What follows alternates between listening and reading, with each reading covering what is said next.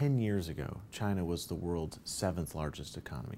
Now they're the world's 2nd largest economy, but yet their financial sector is still antiquated. It needs to be modernized, it needs to be more open, and this is a critically important public policy priority for the United States of America. China's economy is a manufacturing for export-based economy. They're trying to change their economy into one that's more based on domestic demand and internal consumption.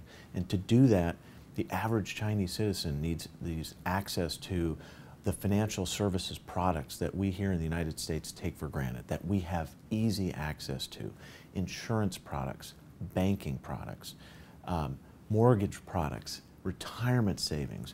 And as they begin to do that, they'll reduce what's called precautionary savings.